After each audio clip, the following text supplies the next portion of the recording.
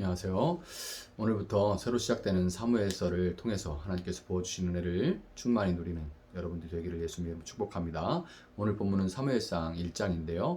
9절까지 먼저 보도록 하겠습니다. 에브라임 산지 라마다임 소빔에 에브라임 사람 엘가나라는 사람이 있었으니 그는 여로함의 아들이요 엘리후의 손자요 도후의 증손이요 숲의 현손이더라. 그에게 두 아내가 있었으니 한 사람의 이름은 한나요 한 사람의 이름은 분인나라. 분인나에게는 자식이 있고 한나에게는 자식이 없었더라. 이 사람이 매년 자기 성읍에서 나와서 실로에 올라가서 만군의 여호와께 예배하며 제사를 드렸는데 엘리의 두 아들 홈니와 비느하스가 여호와의 제사장으로 거기에 있었더라.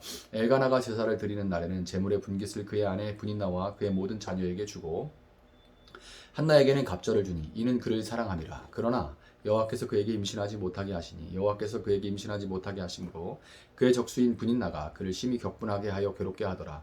매년 한나가 여호와의 집에 올라갈 때마다 남편이 그같이 하매 분인나가 그를 격분시키므로 그가 울고 먹지 아니하니 그의 남편 엘가나가 그에게 이르되 한나여 어찌하여 울며 어찌하여 먹지 아니하며 어찌하여 그대의 마음이 슬프냐 그대에게 열 아들보다 낫지 아니 내가 그대에게 열 아들보다 낫지 아니하냐 하니라.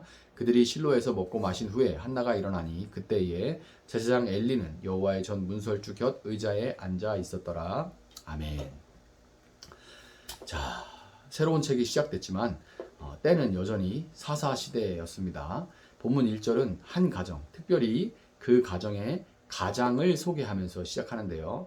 에브라임 산지 라마다임 소빔에 살고 있던 엘가나라는 사람은 그의 거주지로 보나 계보로 보나 분명히 하나님의 백성임에 틀림없음에도 심지어 매년 성소에 찾아가서 예배하는 그런 하나님의 백성이 틀림없죠. 예배 행위를 하고 있어요. 그런데 2절은 본문 2절은 그에게 두 아내가 있었다라는 것을 아주 담담한 어조로 기술합니다. 전혀 특별할 것이 없이 다 그랬다는 것. 아니 이제 사사기 19장에서 본 것처럼 레위인도 그 첩이 세 번째 여인을 첩을 의미하는 세 번째 부인을 의미하는 단어를 쓴다고 말씀드렸었죠. 그러니까 이제 그 앞에도 또 세 번째 여인을 지금 얻은 거니까 레위인도 그렇게 하는데 두 명이면 엘가나는 양호했다고 할 수 있겠는데 어쨌든 하나님의 사람인데 두 아내가 있었다. 그냥 뭐 아주 담담하게 그렇게 그 담담하게 말하는 그 어조를 통해서 그 시대가 참으로 혼란스러운 사사기 시대였다는 것을 더 부각시키고 있는 겁니다.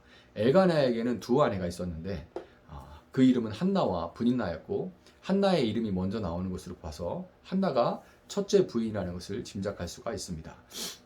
한나가 잉태하지 못하기 때문에 대를 잇기 위해 어쩔 수 없이 분인나를 드린 것인지 아니면 야곱처럼 거의 비슷한 시기에 두 아내를 가졌는데 그중 분인나만 자녀가 있고 한나는 자녀가 없었던 것인지 확실하지는 않지만 분명한 것은 엘가나가 한나를 사랑했음에도 불구하고 한나는 자식이 없었다는 겁니다. 자녀가 없는 한나의 고통이 극에 달하는 때는 아이러니하게도 매년 언약궤가 있던 실로에 가서 여호와 하나님 앞에 제사를 드릴 때였는데요. 본문 4절 5절의 오역 때문에 그 상황을 충분히 이해하는 데 방해가 됩니다. 엘가나가 제사를 드린 후에 제물의 분깃을 그의 아내 분인나와 그의 모든 자녀에게 주고 한나에게는 갑절을 주었는데 이는 그가 한나를 사랑했기 때문이다. 이렇게 번역이 되어 있죠. 그런데 이 구절은 엘가나가 제물에 피를 뿌리고 기름을 태워서 하나님께 드린 후에 제사장의 몫을 떼어주고 제사장의 몫을 주고 나머지 부분을 분인나에게는 그녀와 그녀의 자녀들의 머릿수만큼 줬지만 한나를 사랑함에도 불구하고 혼자였던 그녀에게는 어쩔 수 없이 한 몫밖에 줄 수 없었다. 이렇게 번역이 돼야 됩니다. 이해가 되시죠? 그들은 그들의 머릿수대로 분깃을 나눠 받았는데 한나는 혼자였기 때문에 엘가나는 그녀를 사랑하지만 한 몫밖에 줄 수가 없었다. 이렇게 번역이 돼야 되는 거예요. 제물은 성소에서 다 먹어야 하는 것이 원칙이었기 때문에 한나는 분인나와 그 자녀들이 고기와 포도주를 먹고 마시며 그 즐거워하는 모습을 매년 혼자 물끄러미 바라만 봐야 했어요. 분인나가 그 상황인데 분인나 자녀들이 큰엄마 이러고 와가지고 같이 먹어요 그랬겠어요. 이제 물끄러미 바라보는 거죠. 고기가 아무리 맛있었다 한들 비참한 마음의 한나에게는 더 이상 그게 고기인지 고무인지 모를 지경이었을 겁니다. 더군다나 분인나는 혼자 고기를 먹는 한나를 그냥 두지 않고 여인이 아이를 낳지 못하는 것을 저주로 여기던 당시에 스스로도 자격지심 때문에 힘들어하는 그녀를 격분시키기 위해서 끊임없이 그녀를 괴롭게 했습니다. 분인나도 남편이 한나를 더 사랑한다는 걸 아니까 자기의 그 마음을 해소하기 위해서 막 한나가 열폭하는 것을 보고 싶어가지고 계속 그걸 격동을 해요. 뭐라고 말했을 것 같아요? 충분히 상상 가능하죠. 형님, 엘가나가 뭐 남편이라고 했겠어요. 엘가나가 형님 생각 많이 하더라. 그럼 뭐해? 우리 아들들이 그 자산 다 상속받을 텐데. 아이고 우리 형님 늙으면 누가 책임지나? 누가 챙겨주나? 그랬겠죠. 그 나이에 몸을 팔 수도 없고 어쩐대요? 예. 아니 이 조상 대대로 뭔 죄를 그렇게 많이 졌길래 그렇게 노력을 해도 애가 안 들어서. 와, 이게 진짜 한마디 한마디 제가 이게 과장하는 게 아니라 충분히 그렇게 말할 수 있는 상황이죠. 한마디 한마디 칼로 찌르는 것이 차라리 낫다고 여겨질 만큼 그렇게 이 말로 그렇게 찔러댔을 겁니다. 한나가 처한 처지를 보면서 교회마다 자녀가 없는 가정, 자녀들이 속을 썩이거나 경제가 어려워서 아파하는 가정들이 있음에도 불구하고 비싼 옷으로 휘감고 비싼 백을 들고 출세한 자녀들을 대동하고 교회에 나와서 입만 열면 들으라는 듯이 하나님이 복을 주셔서 땅값이 오르고 아파트가 올라가고 자녀들이 대기업에 취직하고 부잣집과 사돈을 맺었다는 그런 자랑을 늘어놓는 사람들이 떠오릅니다. 교회마다 꼭 있죠. 꼭 있는 게 아니라 여럿 있습니다. 세종나비교회는 없어요. 일단 그런 부자가 없습니다. 자신이 복을 받았다고 자랑하는 동안 그렇게 자랑하는 동안 다른 사람들은 전부 저주 아래 놓여버리게 된다는 것을 그 사람만 모르는 건지 자기가 자랑을 하면 할수록 이게 하나님 복이라고 하면 할수록 다른 사람들은 다 저주받은 사람이 돼버리는 거죠. 그 사람만 그걸 모르는 것인지 아니면 알면서도 그렇게 다른 사람을 재물을 삼아서라도 자신의 빈곤한 내면과 허영심을 만족시켜야만 하는지 모르겠지만 이것은 사사기와 같은 시대에 예배를 드린다고 하는 교회에서 오늘도 벌어지고 있는 일입니다. 그러니까 지금 우리는 여전히 사사기를 살아가고 있는 거예요. 교회에서 예배를 드린다 하고 하나님 백성이라 하고 모이지만 그러나 여전히 시대가 사사기 시대인 겁니다.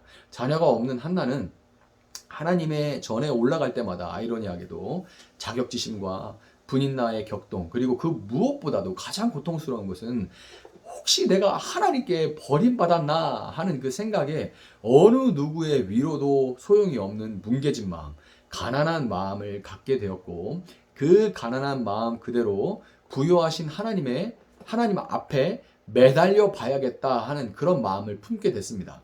성경은 3절과 9절에서 당시 대제사장이 엘리 그리고 제사장이 그의 아들들이었던 홈니와 비느하스였다는 걸 강조하고 있어요. 계속해서 소개를 하고 있죠.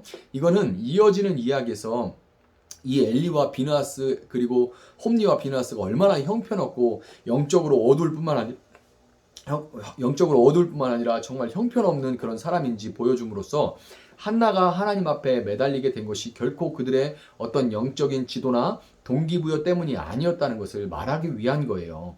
한나가 낙심과 절망의 고통스러운 때에 하나님 앞에 널브러져서 그분 앞에 마음을 쏟으며 눈물을 흘리려고 하나님 앞에 몸부림을 하려고 그렇게 마음을 먹었을 때를 본문 9절은 한나가 일어나니 그렇게 표현을 합니다. 한나는 하나님 앞에 가난한 마음, 가장 낮은 마음으로 엎드리기 위해 일어난 것이고 한나에게 그 일어날 마음을 부어주신 것은 바로 다른 어떤 누구도 목사도 목회자도 아닌 바로 하나님이었던 겁니다. 여러분 한나가 절망 가운데 일어나 하나님 앞에 엎드렸을 때 하나님은 그것을 통해 한나 개인의 어둠뿐만 아니라 사사시대의 어둠을 밝히셨습니다.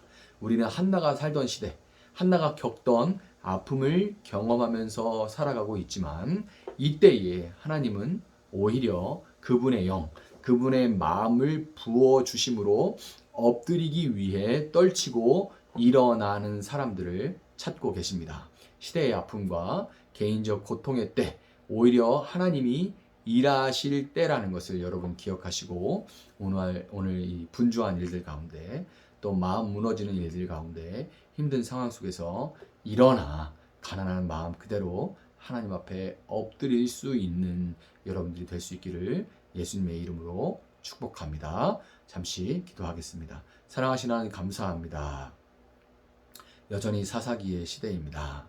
여전히 사람들은 자기 눈에 보기 좋은 대로 살아가며 왕이신 하나님이 마치 없는 것처럼 스스로 왕되어 살아가고 있습니다.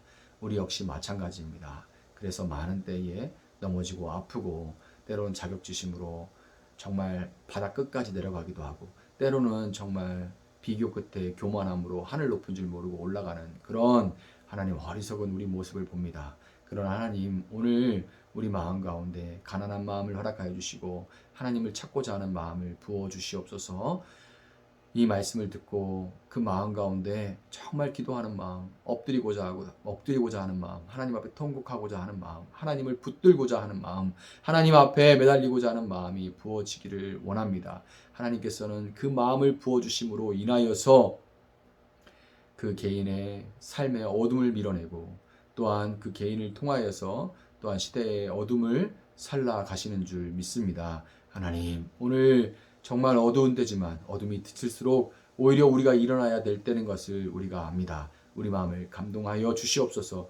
우리에게 기도할 때라는 것을 알게 하여 주시옵소서. 기도할 때에 기도의 영을 부어주셔서 우리의 기도가 더욱 깊어지게 하시고 하나님과 더욱 깊이 교제하게 하시고 하나님의 뜻을 알게 하시고 모든 어려움을 이기고 나아갈 수 있는 힘과 용기를 덧입는 그런 저희들 될 수 있도록 하나님 함께하여 주시옵소서. 감사하며 예수님의 이름으로 기도합니다. 아멘.